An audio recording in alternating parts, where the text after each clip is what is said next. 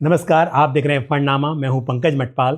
फंडनामा के इस एपिसोड में आज हम बात करेंगे the wealth company mutual fund की CIO equity miss Aparna Shankar से, जिन्हें बहुत लंबा एक्सपीरियंस है फंड मैनेजमेंट का। और अब the wealth company multi asset allocation fund का NFO आ रहा है, जो कि 19 नवंबर 2025 से लेकर 3 दिसंबर 2025 तक ओपन रहेगा। और ये ओपन एंडेड स्कीम है, उसके बाद भी कंटिन्यूस सेल और परचेज के लिए स्कीम ओपन रहेगी। लेकिन क्योंकि NFO आ रहा है तो जानना जरूरी है कि किस तरह से फंड मैनेज होगा, क्या उम्मीद रखनी चाहिए इन्वेस्टर्स को इस फंड से। तो हम इन्हीं सब बातों पर चर्चा करेंगे आज अपर्णा जी से। मैडम नमस्कार, स्वागत है आपका हमारे इस कार्यक्रम में। और एक NFO है अगेन, अभी हाल ही में आपने एक NFO क्लोज किया और सक्सेसफुली 4 NFO किया इसके। हाँ 4, मतलब मैं फ्लेक्सीकैप की बात कर रहा था। हाँ डेफिनेटली आपने 4 NFO क्लोज किए और अब एक और नया फंड है। और आपको क्योंकि इक्विटी मैनेजमेंट का तो बहुत लंबा एक्सपीरियंस है, ये थोड़ा सा अलग फंड है जहाँ पर इक्विटी के साथ साथ डेट भी है, कमोडिटीज़ भी है। तो इस पर आपसे मैं बहुत सारी बातें जानना चाहूँगा। तो पहला सवाल, इस वक्त पर जब हमने देखा कि पिछले एक साल में इक्विटी के रिटर्न्स ऑलमोस्ट नेगेटिव या फ्लैट रहे, मतलब कुछ रिटर्न दिखाई नहीं दिए, निफ्टी 50 की हम बात करें स्पेशली, गोल्ड ने बहुत अच्छा रिटर्न दिया, लेकिन गोल्ड ने भी अपने पीक से थोड़ा सा करेक्शन यहाँ पर दिखाया है। तो अब आने वाले समय में इन्वेस्टर्स को अलग अलग एसेट क्लास से क्या उम्मीदें रखनी चाहिए? First of all thank you आपने ये मौका देने के लिए। हम लोग ने जो लास्ट मंथ में हमने 4 NFOs क्लोज किए थे, वहाँ पे फ्लेक्सीकैप और एथिकल फंड भी थे। अभी हम लोग ये 19 नवंबर से यानी मल्टी एसेट एलोकेशन फंड हमारा शुरू हो रहा है। मल्टी एसेट एलोकेशन फंड ये जो एक ब्यूटीफुल कैटेगरी है, ब्यूटीफुल मतलब जो मैं बोल रही थी कि flexicap is a classic product for equity investor. Every investor, equity investor has to have that product. अभी मल्टी एसेट एलोकेशन फंड वो उससे भी बेहतर है। मतलब ये जो कैटेगरी है वो इक्विटी ओरिएंटेड इन्वेस्टर हो या डेट ओरिएंटेड इन्वेस्टर हो या जो भी हो, जिसको मल्टीपल एसेट्स में इन्वेस्ट करना चाहिए या सारे इन्वेस्टर को ये कैटेगरी में इन्वेस्ट करना ही चाहिए, उसके लिए ये कैटेगरी बहुत ही अच्छी कैटेगरी है। क्योंकि इसके फायदे हैं कि मिनिमम कम से कम 3 एसेट क्लासेस में इसमें इन्वेस्ट करने की सेबी ने कंडीशन डाली हुई है। तो fortunately we will be investing into at least minimum 10% in each asset class. So उसमें क्या होता है, डेट है, इक्विटी है, गोल्ड है, अदर कमोडिटीज है, प्रेशियस मेटल्स है, दूसरे मेटल्स भी है, और हमने ये और भी थोड़ा रिफाइन किया है। हमने इसको रीट भी ऐड किया है। रीट के लिए भी हम लोग इन्वेस्ट कर सकते हैं, पर जबकि इक्विटी और डेट इतना सारा वेट लेके जाता है, सारा मतलब फंड मैनेजमेंट हमारी कम्युनिटी का पूरा ध्यान इक्विटी और डेट पे रहता है, तो काफ़ी टाइम ये जो बाकी के एसेट्स हैं वो थोड़े निगलेक्ट हो जाते हैं। पर ये मल्टी एसेट एलोकेशन फंड में हमने ये सोचा है कि हम लोग ये पहले तो जो कैटेगरीज हैं उसको इक्वल इम्पोर्टेंस दे देंगे। जैसे इक्विटी, डेट और दूसरे एसेट्स जो हैं gold, silver, other metals and रीट्स, this will be one combination of one category, उसको भी हम इक्वली इम्पोर्टेंस देंगे। आपने पूछा कि यहाँ से आगे जाके कैसे डिफरेंट क्लासेस, एसेट क्लासेस का रिटर्न हो सकता है। बिल्कुल, हमारा हाउस व्यू है यहाँ से भी गोल्ड अगले 2-3 साल के लिए काफ़ी अच्छा करेगा। मोस्ट प्रोबेबली ये इक्विटी से भी बेटर करेगा। तो इसके लिए ये ज़्यादा इम्पोर्टेंट है कि हमारा थोड़ा सा एलोकेशन इस एसेट की तरफ भी होना चाहिए। ठीक है, तो गोल्ड पर तो आप बहुत पॉजिटिव हैं। इक्विटी में क्या लग रहा है आप, क्योंकि काफ़ी समय हो गया है, निफ्टी 50 ने 26,000 का ये नंबर क्रॉस किया था, लेकिन फिर से नीचे आ गया। शायद वीडियो हम जब तक पब्लिश करें या उसके बाद व्यूअर्स देखें तो हो सकता है आगे भी चला जाए, पर फिर भी हम अगर बात करें पिछले एक साल की, तो निफ्टी 50 ने निवेशकों को बहुत ज़्यादा मतलब खुश नहीं किया है। पर आगे आने वाले समय में क्या उम्मीद की जा सकती है? इक्विटी हमें लगता है ऐसे अगले 2-3 साल में या उससे भी लंबे समय, इक्विटी तो वैसे भी लॉन्ग टर्म इन्वेस्टमेंट के बिल्कुल। लिए है और ये फर्स्ट फेज नहीं है कि जहां इक्विटी ने क्लोज टू 0% रिटर्न दिया है। पिछले हिस्ट्री में भी काफी टाइम ऐसे हुआ है और ये यूजुअली 2-2.5 साल तक ये फेज रहता है, फिर वहां से जो रिटर्न होते हैं वो काफी अच्छे रहते हैं। तो इक्विटी में क्या ग्रोथ ड्राइवर्स है, क्यों यहाँ से इक्विटी बेटर करना चाहिए या उसके लिए क्या ग्रोथ ड्राइवर्स है, इसके ऊपर थोड़ी नजर डालते हैं। जैसे कि इंडियन इकोनॉमी की ग्रोथ क्या है, वो अगर यहाँ से बेहतर हो रही है तो equity will be delivering better returns. अभी इंडियन इकोनॉमी के लिए काफ़ी सारी कंपनीज, लार्ज कैप हो, मिड कैप हो, स्मॉल कैप हो, एसएमईज हो, एमएसएमईज हो, ये सारी कंपनीज ने थोड़ा थोड़ा थोड़ा बेटर करना चाहिए। अभी आप बोलेंगे ये बेटर कब करेगा, तो हम लोग अगर लास्ट 2 क्वार्टर्स के रिजल्ट्स देखें तो जो प्रीवियस क्वार्टर था, जैसे कि जून का क्वार्टर एंडिंग था, तो वहाँ पे हार्डली, मतलब एकदम हल्के से वो सारा इनिशियल ये दिखना शुरू हुआ था। September quarter is still better than the previous quarter. So now we feel that there are less of downgrades. Upgrades इतने अच्छे बहुत ज़्यादा हो नहीं रहे हैं, पर अगले 2-3 क्वार्टर्स में ये भी शुरू हो जाएगा। सो जो अर्निंग्स मोमेंटम या अर्निंग्स ग्रोथ का जो सपोर्ट है वो इक्विटी वैल्यूएशन के लिए आना शुरू हो जाएगा। तो मार्केट थोड़ा पहले ही डिस्काउंट करना शुरू कर देता है, तो मुझे लगता है कि यहाँ से और 1-2 क्वार्टर में वो looking at a higher level that journey should start. मतलब जो प्रॉब्लम्स थी वो ऑलमोस्ट खत्म होने जा रही हैं और आगे मतलब देखा जाए तो रिटर्न्स अगर नहीं बने तो इन्वेस्टर्स को तो गवर्नमेंट काफी सारे इनिशिएटिव्स ले रही है, उसके लिए काफी सारा, मतलब वो सोच के जो इनिशियल इनिशिएटिव्स एक्शंस लिए हैं गवर्नमेंट्स ने, I think that should support the going. Problem से मेरा मतलब ये भी था कि ना, इन्वेस्टर्स जिन्होंने तेजी का मार्केट देखा, गिरावट देखी, तो ये प्रॉब्लम ही हो गई। तो कम से कम अगर ये बने कि आगे रिटर्न्स नहीं भी बन रहे हैं पर नुकसान नहीं हो रहा है, तो ये भी अपने आप पॉजिटिव होता है। तो आप कह रही हैं कि 1-2 क्वार्टर और थोड़े से इस तरह से धीमे रह सकते हैं, बट आने वाले समय में इक्विटी पर भी आप काफी पॉजिटिव लग रही हैं। और यही बात जो है वो सबसे महत्वपूर्ण है कि इसीलिए हमको एसेट एलोकेशन, डाइवर्सिफिकेशन करना बहुत जरूरी है। बिल्कुल सही बात है, अदरवाइज ऐसा पता होता तो इन्वेस्टर ने पूरा इक्विटी का पैसा निकाल कर 1 साल पहले पूरा गोल्ड में डाल दिया होता तो बहुत खुश होते थे, है ना। बट ऐसा तो होता नहीं है ना कि ऐसा हो सकता है, तो इसके लिए एसेट एलोकेशन। बट ये फंड जो कैटेगरी है ये तो बहुत अच्छी है, इसमें कोई डाउट नहीं है जो आपने कहा। और सेबी ने कैटेगरी ऐसी बनाई है जहाँ पर स्कोप भी बहुत ज़्यादा है कि मतलब मिनिमम 10% रखना है, हर एसेट क्लास में मिनिमम 3 एसेट क्लास होने हैं, बट कितना ज़्यादा करना है वो तो फंड मैनेजर के अपने हाथ में है। लेकिन इस वक्त पर देखा जाए तो 2 तरह के फंड्स हैं इस कैटेगरी में। एक वो जहाँ पर इक्विटी एलोकेशन मिनिमम 65% रखा गया है, दूसरे वो है जहाँ पर इक्विटी एलोकेशन 35% से ऊपर और 65% के नीचे है। ये सिर्फ टैक्स प्लानिंग के हिसाब से अलग अलग है, क्योंकि दोनों पर टैक्स स्ट्रक्चर थोड़ा अलग होता है। पहली बात, आपका जो फंड है ये आप कैसे मैनेज करने वाले हैं, इसमें इक्विटी का एलोकेशन, डेट का एलोकेशन, गोल्ड का किस तरह का देखा जाएगा? बहुत बढ़िया सवाल है और मैं ये 2-3 स्टेज में इसका जवाब दूंगी। पहले तो एक ब्रॉड लेवल पे, जैसे हम कोई भी प्रोडक्ट लॉन्च करते हैं, हमारे लिए ये प्रोडक्ट है, we are manufacturing the product, so we have to map the competition. मतलब बाकी सारे फंड हाउसेस क्या कर रहे हैं, हमारे इन्वेस्टर की क्या नीड है, हमारे इन्वेस्टर की नीड में और जो ऑफरिंग्स है उसमें कोई गैप है क्या, हम लोग यहाँ से बेहतर कैसे कर सकते हैं, ये सारी चीज़ें हम लोग सोचते हैं। और उसी हिसाब से हमने ये जो फंड लॉन्च किया है वो हमारा दूसरी कैटेगरी में, मतलब ये हाइब्रिड काइंड ऑफ टैक्सेशन वाले कैटेगरी से नीचे रहेगा। हाँ, सो इक्विटी 35 से 65 के बीच में रहेगा और बाकी सारे एसेट्स अकॉर्डिंगली रहेंगे। तो हमने ये सोचा कि अगर ऐसे, क्योंकि वैसे देखा जाए तो प्योर इक्विटी फंड्स काफ़ी सारे हैं, इन्वेस्टर को काफ़ी सारी चॉइस है जहाँ पे वो इन्वेस्ट कर सकते हैं। उसके लिए माफ में आने की ज़रूरत नहीं है। माफ की जो पर्पस है, उसका जो टारगेट है, वो अचीव करने के लिए हमको ऐसे लगा कि अगर ये हाइब्रिड हो जहाँ पे दूसरे एसेट्स का भी रिप्रेजेंटेशन बेटर हो, वो वैसे प्रोडक्ट होना ज़रूरी है।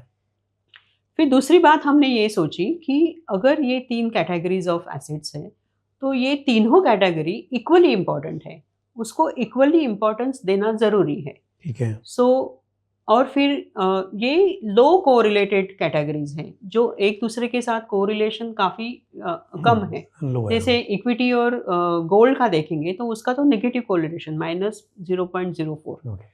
गोल्ड और सिल्वर का देखोगे तो भी वो कम है कोरिलेशन, ऐसे बहुत लो कोरिलेशन है। ठीक है। और हमने ये साइकिल्स भी देखे हैं। इट्स अबाउट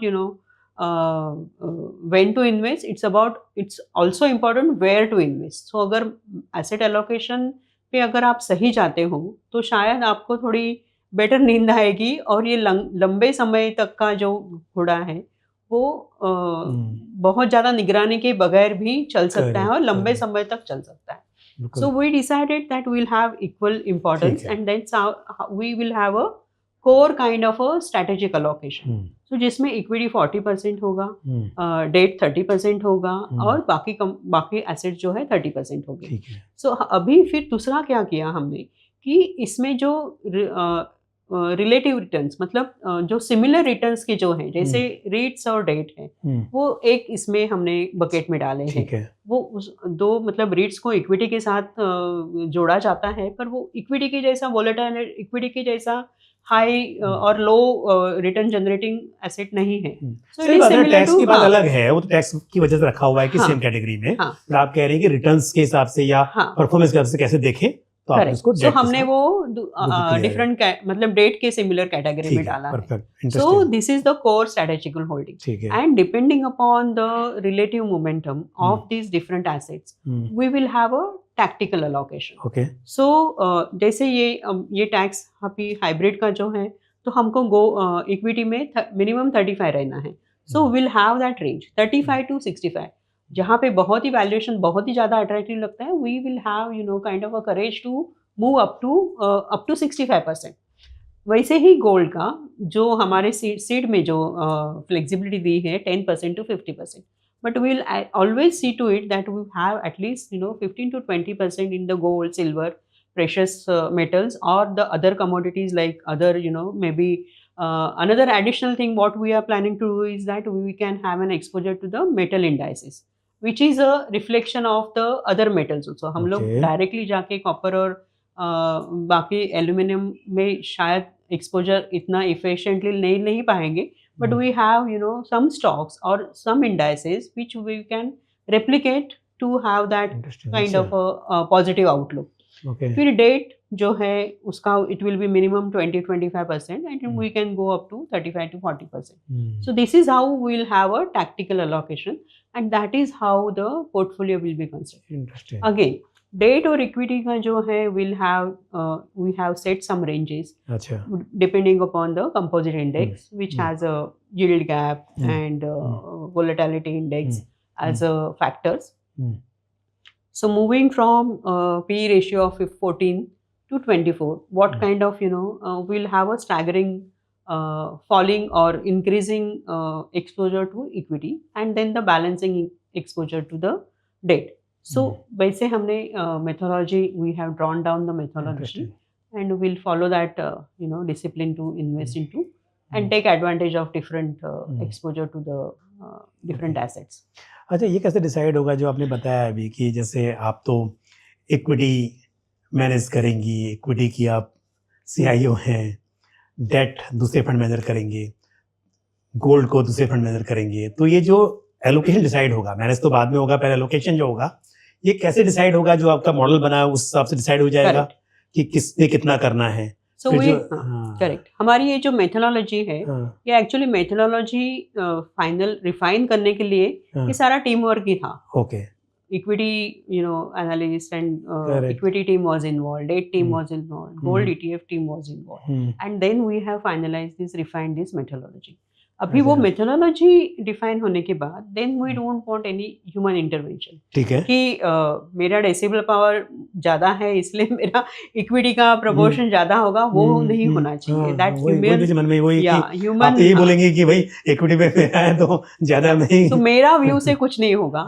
वो दैट इज व्हाट इज कि ये नंबर्स क्या बोल रहे हैं, ये रिलेटिव मोमेंटम क्या बोल रहा है। So we have how this allocation will be decided is also based on the relative momentum. ठीक है, डेट इक्विटी का मोमेंट, रिलेटिव मोमेंट कैसा है, डेट गोल्ड का, इक्विटी गोल्ड का, गोल्ड सिल्वर का रिलेटिव रेशियो कैसा है, depending upon then will have a allocation.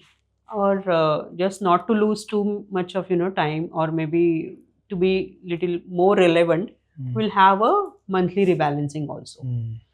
Monthly से कम बहुत ज़्यादा रिबैलेंसिंग होता है, मंथली से ज़्यादा वो शायद ऐसे होता है कि वो हो गया है जो होना है, and then we are taking postmortem kind of action correct. that we don't want to fall into that position also. So we feel that at least monitoring तो काफ़ी rigorous होगा, rebalancing will be at a monthly interval basis is what we are anticipating. तो सबको साथ में बैठ कर decide करना होगा कि इतना लोकेशन कैसे होना चाहिए. Methodology है that numbers will throw through the data points. अच्छा, फिर आपके हिस्से में जो भी आएगा कि इक्विटी में इतना लोकेशन करना है, तो आपने लास्ट टाइम बोला था, टीवी पे बात भी हुई थी और जब हमने लास्ट टाइम ये डिस्कशन किया तब भी बात हुई थी कि आप बिलीव करते हैं कि पोर्टफोलियो जो हो बहुत कॉन्सेंट्रेटेड भी ना हो और बहुत ज़्यादा डाइवर्सिफाइड भी नहीं. तो फ्लेक्सी कैप के बारे में बोला था कि 40 के आसपास स्टॉक्स, 40-45 के आसपास आप रखना चाहेंगी. तो अगर हम बात करें मल्टी एसेट एलोकेशन फंड की, क्योंकि यहाँ पर जो टोटल एसेट होगा उसका एक छोटा हिस्सा आपके पास आएगा, तो कितने स्टॉक्स इस फंड के पोर्टफोलियो में हो सकते हैं, किस तरह का रहेगा पोर्टफोलियो? सो इक्विटी का जो है, I mean this is all organization level philosophy. ठीक है. So we will follow it for that discipline will be across multiple strategies. Okay. So for the equity portion also depending upon कि what is the AUM और उस पे depend करेगा. will move around, maybe little lower, maybe 30 to 40 number of stocks. Correct. But 45 is good optimal diversification. Anything below 25 becomes very concentrated, and then it becomes investor को अगर हम लोग बोल रहे हैं कि low volatility product है और उसमें equity में हम लोग high volatility because of the concentrated nature डालेंगे, तो I think that doesn't gel well. तो इसी से एक बात और जुड़ी हुई, जो आपने बोला कि कॉन्सेंट्रेट करेंगे तो मतलब वो शायद नहीं सूट करेगा फंड को. तो अगर हम बात करें मार्केट कैप की, तो फ्लेक्सी कैप में तो क्योंकि निफ्टी 500 आपका बेंचमार्क होता है, तो अक्सर क्योंकि बेंचमार्क में ही देखा जाए तो एलोकेशन लार्ज कैप का ज़्यादा है, और वो देखने को मिलता है कि जो फंड्स हैं उसमें भी लार्ज कैप एलोकेशन इस वक्त पर तो स्पेशली बात को ज़्यादा दिखाई दे रहा है. हालांकि फ्लेक्सिबिलिटी है, यहाँ पर भी फ्लेक्सिबिलिटी है आपके पास में, एलोकेशन कम ज़्यादा हो सकता है, बट आप अपने माप में कितना एलोकेशन किस तरह के सेगमेंट में रखना पसंद करेंगे, या फिर टाइम पर ही भी चेंज होता रहेगा? करेक्ट. सो एक तो पहली चीज़ है, फ्लेक्सी कैप का बेंचमार्क था NSE 500, जिसमें मिड एंड स्मॉल कैप का एक्सपोजर थोड़ा ज़्यादा है. माफ का बेंचमार्क इज NSE निफ्टी 200, तो उसमें लार्ज कैप का एक्सपोजर थोड़ा ज़्यादा है. और अगर हम लोग इन्वेस्टर को ये बोल रहे हैं this will be a low volatility product, फिर जो पहले मैंने बात बोली थी वो अगेन दोहराती हूँ कि volatility does not come from the market cap. Okay. It comes from you not understanding the business well, okay, और there is some kind of a disconnect in your understanding in the how the business is progressing. तो valuations आपने सही नहीं assess किए और हाँ, valuation तो एक पार्ट है, बट बिजनेस की volatility I think you have not assessed it properly. अच्छा. सो वहाँ पे है, बट एडिशनली अगर हम इन्वेस्टर्स को बोल रहे हैं कि ये लो वोलेटिलिटी प्रोडक्ट है, I think we should be alive to that whatever the promises we have made for the investors, and I perceive that this will have a little higher, large cap exposure than the flexi cap. Flexi cap characteristic ही अलग है उसका. You have to navigate between different market caps depending upon the opportunities. यहाँ पे वो characteristic है, you have to have optimal or better returns with lower volatility. तो थोड़ा सा वो tactically large mid cap, small cap का शायद exposure थोड़ा कम हो. ओके. अच्छा, कि इंटरेस्टिंग चीज़ है, शायद इस फंड से रिलेटिव से बहुत ज़्यादा मतलब सूटेबल ना हो क्वेश्चन, लेकिन मेरा सवाल ये था, आपने भी कहा कि ऐसा ज़रूरी नहीं है कि मार्केट कैप के हिसाब से वॉलेटिलिटी कम ज़्यादा हो सकती है, पर देखा तो ये जाता है कि लार्ज कैप में स्टेबिलिटी ज़्यादा होती है और मिड कैप में ज़्यादा वॉलेटिलिटी दिखी जाती है, स्मॉल कैप में ज़्यादा, उससे ज़्यादा दिखी जाती है. पर आपने कहा कि ऐसा ज़रूरी नहीं है, तो क्या ऐसा हो सकता है कि अगर आप एक वाइज फंड मैनेजर हैं तो आप वोलेटिलिटी को कंट्रोल कर सकते हैं? स्मॉल कैप में भी ऐसे स्टॉक्स हो सकते हैं, अगर आप समझते हैं बिजनेस को और सही वैल्यूएशन में बाय करते हैं तो वहाँ पर ज़्यादा वॉलेटिलिटी नहीं होगी, ऐसा हो सकता है? ऐसा हो सकता है, ज़रूर अच्छा। हो सकता है, क्यों नहीं हो ओके। सकता है। मतलब मतलब without क्यूरियोसिटी naming मैंने आपसे without क्वेश्चन पूछा। naming a company, I हाँ, think, I mean, the one हाँ, of the mega hmm, caps, hmm, you know, hmm, in energy sector, how hmm, much do you really understand the business? I okay. mean, how much do you, you know, हाँ, वो हाँ, शायद mid cap कोई business हो, you hmm, which you understand much more, so अच्छा, you have a higher conviction, हुँ। वो भी है, तो उसमें कन्विक्शन आप तो हो सकता है, बट क्या होता है कि जैसे स्मॉल कैप का जो एक नेचर है कि एक्सपेंशन फेज में होते हैं और थोड़ा-सा ज़्यादा रिस्क लेते हैं, ज़्यादा एक्सपेंड करते हैं, तो उससे ऐसा हो सकता है ना कि वॉलेटिलिटी ज़्यादा रहेगी, एक तो ये बात है, शायद वोलेटिलिटी कहाँ पे आती है, जहाँ पे बाइंग सेलिंग ज़्यादा होती है, बाइंग सेलिंग ज़्यादा होती है, तो ओके। शायद ये जो शेयर होल्डर्स है उनका कैरेक्टरिस्टिक क्या है, वो एट्रीब्यूट्स क्या है, वो देखना ज़्यादा ज़रूरी होगा। मे बी इंटरेस्टिंग लार्ज है। कैप और मेगा कैप्स ऐसे हुँ, स्टॉक्स में hmm, institutional shareholders are more, okay. HNIs and smaller shareholders are hmm, less. Hmm, Maybe that gives a stability hmm, rather than the business volatility. Hmm, और they are the mature businesses, हमको पता है हुँ, कि इसमें इसमें से क्या expect कर सकते हैं, इंटरेस्टिंग, एक्सीडेंट्स बहुत कम होते हैं, ओके। जबकि ये स्मॉल और मिड कैप में है, मे बी वहाँ पे ज़्यादा इंस्टीट्यूशंस ने अभी तक एक्सपोजर ना लिया हो, हुँ, हुँ, वहाँ पे shareholding is more fragmented, hmm, और फिर और इन्फॉर्मेशन, लैक ऑफ इन्फॉर्मेशन भी है, तो हुँ, कोई इन्वेस्टर हो, या हुँ, तो उसको बहुत ज़्यादा पता है कंपनी के हुँ, बारे में hmm, because of the some arbitrage of information, hmm, और कुछ पता नहीं है। हुँ, सिर्फ़ वो अपना kind of downfall is trying to protect, hmm, so थोड़ा-सा फॉल हो जाता है, हुँ, तो वो भी सारे आ जाते हैं बेचने के लिए। So okay, that may be, I mean, if I interesting. Think it aloud, I think hmm, that could be one of the major reason yes, why okay, there is a higher volatility. Got it. नहीं, ख़ैर अब आते हैं वापस अपने इस scheme पर। ये तो मुझे आपकी बात से थोड़ा-सा मतलब क्यूरियोसिटी हुई कि मैं और समझूँ इस बात को कि इन जनरल तो यही माना जाता है और देखा भी जाता है कि लार्ज कैप थोड़े स्टेबल होते हैं, कम वोलेटिलिटी होती है, स्मॉल कैप में ज़्यादा होती है। बट आपने जो एक्सप्लेन किया बिल्कुल ऐसा हो सकता है अगर आप उसे सही से मैनेज करें। अच्छा, एक आपने फिलॉसफी बता दी इस फंड की किस तरह से रहेगा, कितना एलोकेशन किस तरह रह सकता है। बट अगर हम और कुछ बात करें कि स्टॉक सिलेक्शन को लेके क्या का आपका कोई ऐसा फ्रेमवर्क तैयार किया है आपने, ज़्यादा बॉटम अप रिसर्च पर फोकस होगा या फिर मैक्रोज पर ज़्यादा ध्यान दिया जाएगा? तो क्योंकि अभी तक फ्लेक्सी कैप तो बहुत समझ में आ गया है कि फ्लेक्सिबिलिटी बहुत ज़्यादा है, बट ये फंड जाना जाता है कि आपका असेट एलोकेशन को ये एड्रेस करता है। But correct. चीज वही है कि इक्विटी का जो एलोकेशन है वहां पर भी यदि हमें रिटर्न्स एक्सपेक्ट करने हैं तो कुछ तो उसका स्ट्रक्चर होगा, कुछ आपका फंड मैनेजमेंट का एक अलग फ्रेमवर्क होगा। तो उसको जरा और मुझे एक्सप्लेन कीजिए कि आप क्या करने वाले हैं। Correct.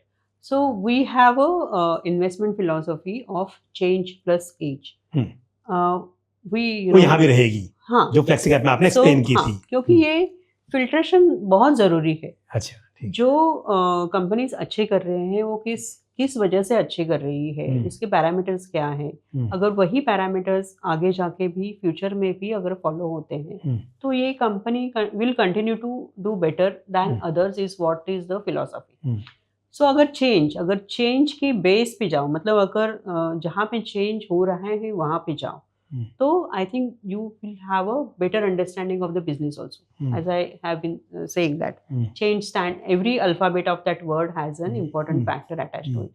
Capable management, historical performance, attractive valuation, navigating the business across multiple cycles, and then the governance, and then the earnings growth. So we are taking the whole internal environment where the change is happening as a philosophy, and वहाँ पे अगर incremental change is positive, and then which is reflected in the numbers, then we should deep dive and look at what is that external environment, which is in the form of age.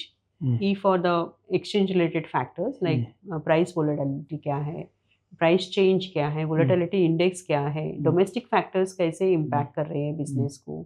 कोई businesses है higher GDP growing business, मतलब phase में काफ़ी अच्छे करते हैं, कोई slow moving जो जीडीपी फेज होता है वहाँ पे काफ़ी अच्छे करते हैं। Then the global factors, FIs, inflows, outflows are also very important factor to look at, कि अगर स्टॉक के प्राइस को इम्पैक्ट करने वाला है, so we should be kind of alive to that situation, और फिर उस हिसाब से हमको स्टॉक के ऊपर एक्शन लेना बहुत ज़रूरी है. And then the final E is about exit और rebalancing a stock. There are multiple factors. At the time of entry only, you should be clear about ki what are those factors which will lead you to exit a stock if there is a better opportunity. So we are not going to marry a stock. So how should it matter? It should not matter to you whether you are invested into A, B or C. Okay. If the probability of generating better returns with a lower volatility is higher, you should switch. If there is a management who does something which is not in line with your investment rationale, or maybe some unrelated business expansion or all that, कि वहाँ पे जाके आपको पता है कि अगले 2-3 साल तो ये इसके रिटर्न रेशियोज वगैरह इम्पैक्ट होने वाले. So why do you want to get stuck? You should switch or you to go a better opportunity. So these are the factors which would help us to follow that strategy of exiting and with a discipline. So we are clear. We should not get stuck कि अगर मैंने लिया अभी मैं बेचूं ना बेचूं, ये डायलेमा होना नहीं चाहिए. सो जितना हो सके उतना क्लैरिटी फंड मैनेजमेंट टीम को होनी चाहिए, and then you should follow that is what is the philosophy about the equity. So and depending upon the multiple, I mean जैसे आपने कहा फ्लेक्सी कैप की, आपने बोला कि you will have kind of exposure to mid and small also. Depending upon the strategies, माफ की ज़रूरत नहीं है वो कि मतलब there could be some kind of contribute, I mean some exposure to the small cap. I'm not saying no, which will help to generate better alpha. Okay. But then over exposure is also not right. What is the target is that sustainably एक अच्छे range में returns आने चाहिए which are digestible by the investors also. तो कोई investor है उसने अभी तक इन्वेस्ट किया ही नहीं है म्यूचुअल फंड में, पहली बार करना चाह रहा है और 1 लाख रुपया है उसके पास, तो क्या करे? The wealth company flexi cap या the wealth company multi asset allocation fund, कहाँ इन्वेस्ट कर दे उसको? मुझे लगता है लॉन्ग टर्म के लिए करना चाह रहा है. सो अगर लॉन्ग टर्म होराइजन है, एनीथिंग 5 साल के अगर ऊपर है, I think you should have an exposure to 60-70% into multi asset allocation fund, क्योंकि यहाँ पे जो एक्सपोजर है डिफरेंट साइकिल्स में आ जाएगा. और फिर then flexi cap, because flexi cap is diversification only into equities. अच्छा, ओके. सो जो अल्फा जनरेटिंग, एक बार आपको समझ में आ जाए कि ये इक्विटी इन्वेस्टमेंट के डायनामिक्स क्या है, गोल्ड इन्वेस्टमेंट के डायनामिक्स क्या है, and then you are kind of get used to it, then you can go to little more risky product like only equity kind of a product, which is a flexi cap. There also you should have you have a flexibility across switching between different market caps.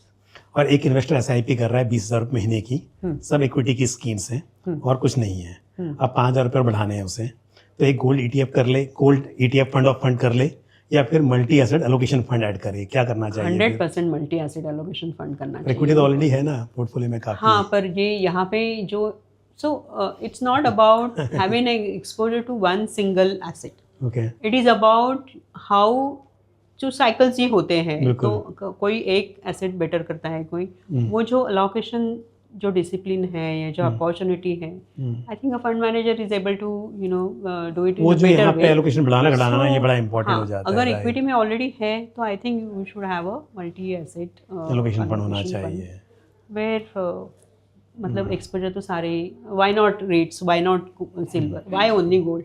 और दूसरी बात जो मुझे भी लगती है और आपकी बातों से बिल्कुल क्लियर है कि बात ये नहीं है कि आपके पोर्टफोलियो में अगर फिक्स रखना है आपको कि 20% गोल्ड है तब तो ठीक है आप रख रहे हो, बट सवाल ये है कि अगर गोल्ड अच्छा करने वाला है और वो एलोकेशन बढ़ना चाहिए तो वो तो आप कैसे करोगे? अगर फिक्स कर दिया तो यहाँ पर जो स्कोप है घटाने बढ़ाने का, उसका फायदा इन्वेस्टर्स को मिल सकता है. इन्वेस्टर को, जो रिटेल इन्वेस्टर्स है जिनके पास ये रिसोर्सेज या टाइम नहीं है, they will be only dependent on the lagging indicators.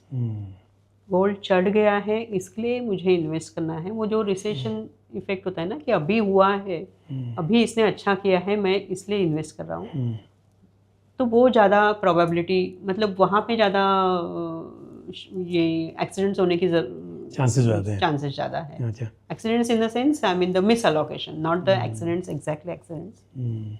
अच्छा, एक बात बताइए, आपका बड़ा लंबा एक्सपीरियंस है फंड मैनेजमेंट का। एक बात जाननी थी आपसे, जैसे हम कहते हैं ना, इन्वेस्टर्स अपनी गलतियों से सीखता है, कुछ ना कुछ गलती हो जाती हैं। और मतलब मुझे तो खैर पर्सनल एक्सपीरियंस भी है, मैंने रियल एस्टेट में इन्वेस्ट किया, गलत टाइम पर किया और वहाँ पैसा नहीं बना। उस टाइम पर अगर मैं देखूं कि इक्विटी ने जितनी अच्छी रैली दिखाई तो बहुत बड़ा डिफरेंस है उसमें। उसको तो याद ना करे तो मुझे अच्छा लगता है, बट ऐसे एज ए फंड मैनेजर कभी ऐसी कोई गलती आपसे इन्वेस्टमेंट में हुई हो, अपने पर्सनल पैसे को लेकर या फिर जिस फंड को आप मैनेज कर रही थी उसको लेकर, आपको लगता है कि एलोकेशन को लेकर या स्टॉक्स को लेकर ऐसा उससे सीखा हो आपने कुछ? हाँ, गलतियाँ तो सबसे होती है, मुझसे भी हुई है और काफ़ी सारी हुई है। अच्छा। बट वो गलतियाँ जब भी होती है, वो मतलब गलती हो गई है ये समझ में आना, ये अलग बात है। और वो गलती हो गई है, इसका करेक्शन करना बहुत ज़रूरी है और मैं कर रही हूँ, ये दूसरी बात है। शायद हमको काफ़ी बार गलती समझ में आती है, पर हम लोग वो करेक्टिव स्टेप्स लेने के लिए बैठे रहते हैं उसमें में और ज़्यादा लॉस को बढ़ाते रहते हैं ना। या तो हमारा ईगो होता है, हाँ। हमारा ईगो होता है कि हाँ Correct. मैं कैसे गलती कर मैं सकती हूँ। ऐसा नहीं है कुछ हाँ। एक्चुअली। गलतियाँ तो सबसे होती Okay. है, मुझसे भी बहुत सारी गलतियाँ हुई होंगी। ओके। जब भी मतलब but then more important for me was that taking that corrective action. जैसे पोर्टफोर्टफोलियो में भी कोई भी गलती होती है, so if you are able to take a corrective action sooner, that is better rather than keep thinking about कि ये गलती क्यों हुई, कैसे हो सकती थी, मेरे से गलती कैसे हो सकती है। ये I think market has if you are here in the market for a longer period of time, you would have known that it will always humble you, always. I mean, it's market is the I mean whatever that हम बोलते हैं ना कि market के आगे कोई नहीं है, हम लोग सब यहाँ पे सीखने के लिए आते हैं। अगर अच्छा सीखेंगे तो अच्छा है। होती है, मतलब पोर्टफोलियो कंस्ट्रक्शन में भी गलती होती है। That is why it is important to have that clarity about what is the objective. देखिए, अभी अगर आप ग्राउंड पे हो, आपको पता नहीं है गोल पोस्ट कहाँ है, कहाँ जाके गोल मारना है, ईस्ट में मारना है, साउथ में मारना है कि वेस्ट में मारना है, so it becomes difficult, no? So you need to have that goal post in front of you. You should be clear about that goal post, and then you strike the goal. Very true. तो fund management में काफ़ी मतलब मुझे लगता है pressure वाला काम है और इन्वेस्टर का पैसा मैनेज कर रहे हैं प्रेशर तो नहीं लगता है। बट अगर प्रेशर ऐसा, मुझे तो ऐसा लगता है कि फंड मैनेजमेंट आसान काम नहीं है, क्योंकि अपना पैसा लॉस भी हो जाए तो चलता है, पर दूसरे के पैसे आप मैनेज कर रहे हो तो एक रिस्पॉन्सिबिलिटी है। तो आप स्ट्रेस को मैनेज करने के लिए क्या करती हैं? बुक्स पढ़ती हैं, म्यूजिक सुनती हैं, क्या रहता है? एक समझ लेते हैं कि this is a fiduciary responsibility, तो वो मेरा शायद अपना खुद का पैसा शायद इतना डिलीजेंटली मैनेज नहीं करते, वो एक दुख है, वो एक गलती भी है। पर दूसरे का पैसा बहुत डिलीजेंटली मैनेज करना होता है। और हमारी तो एग्ज़ाम मतलब हर रोज़ 7:30-8 बजे तो पेपर का आउटकम आ जाता है, मार्कशीट तो आ जाती है, तो वो बहुत स्ट्रेसफुल है। But then it is also important कि how you kind of keep yourself, I mean at least manage the stress. I read, but I also walk, I also run, so that is for me being about managing the stress. In fact मैं कभी सोचती हूँ ऐसे में, while I am running I get little better ideas about how to do work, what which stock to look eight, how to look at a stock, वो सारा शायद energy level काफ़ी करती हैं। हाँ, मैंने अभी 2 तारीख को कश्मीर मैराथन किया है। हाफ मैराथन मतलब रेगुलरली, तो अभी मैं लेटेस्ट मतलब 2 नवंबर को ही कश्मीर में मैराथन करके आया हूँ मैं। सही, मेरा भी ड्रीम है, वहाँ मुझे करना है लद्दाख में। अब नेक्स्ट ईयर होगा कश्मीर में, आप ले कीजिए, ले is more popular. So thank you very much, आपने बहुत सारी बातें बताई। बट क्या होता है, इन्वेस्टर्स को एक ही चीज़ चाहिए, रिटर्न्स, है ना? तो सारा टेंशन आपका रिटर्न्स जो हैं वो इन्वेस्टर्स के। तो आपने काफ़ी बातें बताई, मुझे उम्मीद है इन्वेस्टर्स को काफ़ी कॉन्फिडेंस आएगा। और आपको बहुत बहुत शुभकामनाएं इस NFO के लिए। मुझे उम्मीद है कि इन्वेस्टर्स की वेल्थ क्रिएशन की जर्नी में ये फंड काफ़ी हेल्पफुल होगा। So once again thank you very much. I am really thankful Pankaj ji, बहुत अच्छी बातें की हमने। My pleasure. सो आज हमने दोबारा से, क्योंकि पहले भी अपर्णा मैम से बात हो चुकी है उनके पहले फंड के एनएफओ के टाइम पर, स्पेशली फ्लेक्सी कैप को लेकर हमने बात की थी। और आज multi asset allocation fund, again मैं रिपीट कर दूं, जिसका एनएफओ 19 नवंबर से ओपन हो रहा है और 3 दिसंबर तक ओपन रहेगा। तो ये जो चर्चा हुई, मुझे उम्मीद है काफ़ी अच्छी रही और काफ़ी जानकारी आपको मिली होगी। फिर भी कोई सवाल या सुझाव आपके मन में हो तो आप कमेंट बॉक्स में पोस्ट कर सकते हैं। इसी के साथ मुझे दीजिए इजाज़त, आज के लिए इतना ही। अगले एपिसोड में फिर किसी इंपॉर्टेंट टॉपिक के साथ आपसे फिर मुलाकात होगी। धन्यवाद।